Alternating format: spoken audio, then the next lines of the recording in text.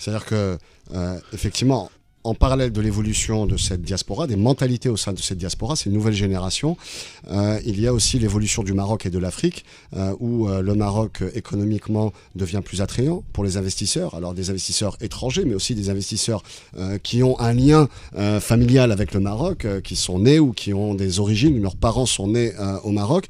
Et puis aussi cette ouverture, puisque depuis quelques années, le Maroc est très moteur sur l'investissement à l'étranger, en Afrique, pardon, et dans certains pays d'Afrique, comme la Côte d'Ivoire, c'est l'un des plus gros investisseurs étrangers.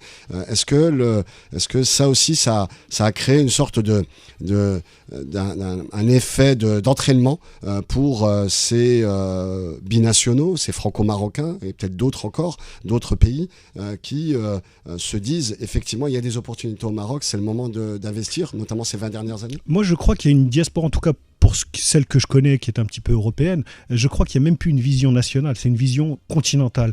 On se dit, on est d'origine où on a un lien affectif avec le Maroc, avec le Sénégal, et on ne voit plus uniquement le Maroc ou le Sénégal parce que nos parents sont originaires de là. On voit tout ça comme un grand ensemble, et on se dit, il y a des opportunités. Il y a des opportunités sur ce continent qui est celui de mes ancêtres, il y a des opportunités parce que c'est un continent en développement, et il y a des opportunités parce que je sais que si je mets mon argent là, non seulement je vais en gagner, mais en plus ça va faire du bien à ce continent et à son développement. Donc bien sûr, et ça permet à des Sénégalais ou à des Ivoiriens d'origine d'investir au Maroc, des gens d'origine marocaine d'investir au Sénégal ou en Côte d'Ivoire, et tout ça se brasse, et loin de diviser le continent, ça le rapproche, parce que ça crée forcément des ponts avec une multitude de rencontres culturelles, une dimension française, allemande, italienne, qui vient investir au Maroc, au Sénégal, en Côte d'Ivoire. Et ça crée des connexions encore plus fortes, des liens.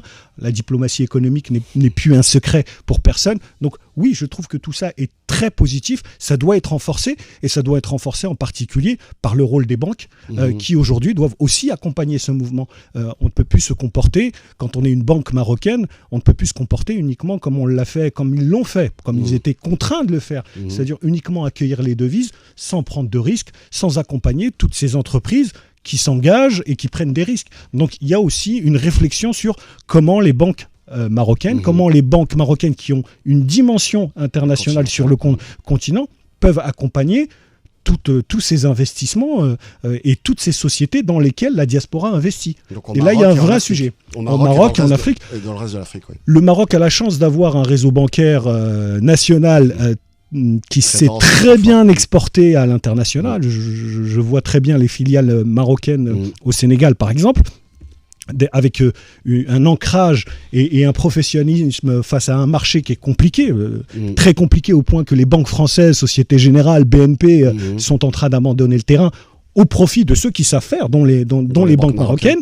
Et donc, il y a un rôle important d'accompagnement, à la fois financier, technique, et mettons des mots sur les idées. Il y a du soft power pour le Maroc sur ce sujet-là. Donc il y a l'image du Maroc qui est en jeu. Donc tous ces sujets, moi ça me renvoie à un discours de Sa Majesté de 2019 où le roi avait très clairement appelé les réseaux bancaires à se mobiliser sur ces sujets-là. Je ne sais pas si ça a été fait depuis, j'ai pas trop le sentiment, mais j'espère que tout cela sera suivi. Ça va s'accélérer.